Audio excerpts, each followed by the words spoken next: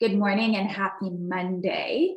I have said to you in the past that every Monday I'm going to send a message to inspire you, motivate you, and help you continue your growing and transformation journey. My name is Dr. Joan Dennis, and I hope to speak with you today about something that I think we all suffer from at one point or another. I want to talk to you about connection, or actually disconnection. Now, as we move through a forgiveness journey, immediately after, you're going to experience what we call emotional flux. Emotional flux is that wave of emotions that come, the wave of memories that come. And oftentimes I say to you, don't get stuck in the memories, don't get stuck in the emotions, just see the thing you need to see. So in that 3 to 5 days after you have done a forgiveness, what you will notice if you pay attention is not this thing that you emotionally yearn, but this thing that is spiritually lacking, right? So what do you lack? And sometimes the thing that we lack is connection. So I want to talk to you about spirit. Spirit is that inner part of ourselves. Spirit is not separate from mind or body, but spirit is what we want to become the forefront part of who we are. The spirit at the highest level loves. The spirit at the highest level connects. The spirit at the highest level is obedient to the will of the one within and also the will of the Holy Spirit. At the highest level, the spirit faithfully endures to the very end. What do you endure with? You have a purpose in mind, a destination in mind, and you move towards it. And that requires faith, hope, and trust. So you faithfully endure to the end. As you move through your healing journey with me, each session is going to alert you to something that you lack. So I had a client, we did a session this past Thursday, and by Saturday we were talking, and one of the questions she had is, Dr. Joan, I feel this deep sense of disconnection. So how do I overcome it?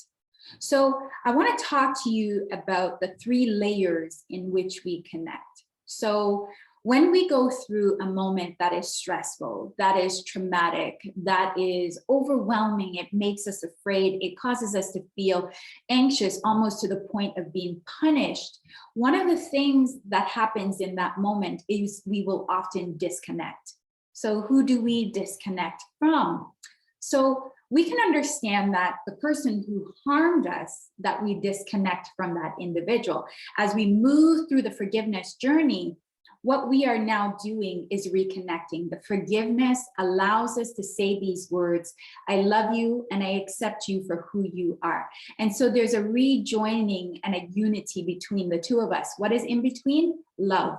I love you and I accept you for who you are. But the other person that we must always turn and look at as well is the younger self, or the self who was actually harmed in this moment.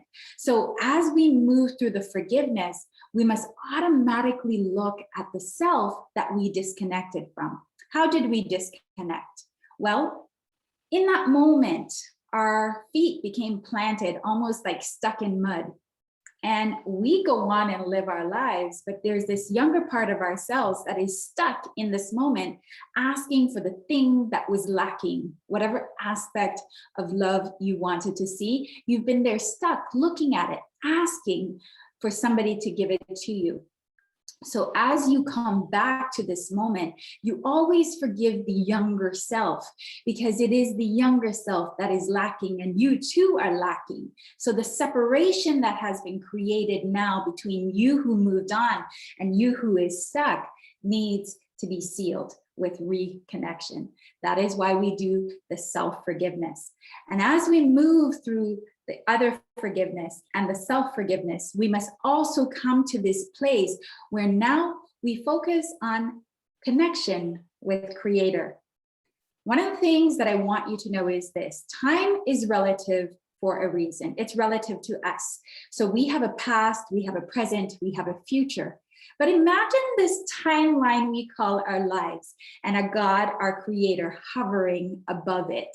And now notice that God is aware of all of these moments, these good moments, these not so good moments, these traumatic moments in our lives. And God is present in all of it. And one of the places that we often disconnect is our connection with God. And if we don't have a connection with what we call Holy Spirit, the great I am, well, that's the greatest disconnection of all.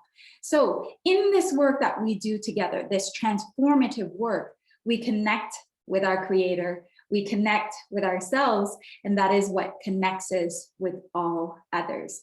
So before I go, I want to give you an activity that I want you to engage in. There is an app called Centering Prayer. I'd like you to download it. And I'd like you to move through, it gives really good instructions. This particular app, it looks like a square. I think there's a green on one corner, red on another corner, yellow on another corner, and another color, blue, I think is the other color. Download the app and set it up so that you do a 20-minute meditation. And this could be during the emotional flux period. But each day, begin to meditate on this single word, connection. So let me know how your meditation goes.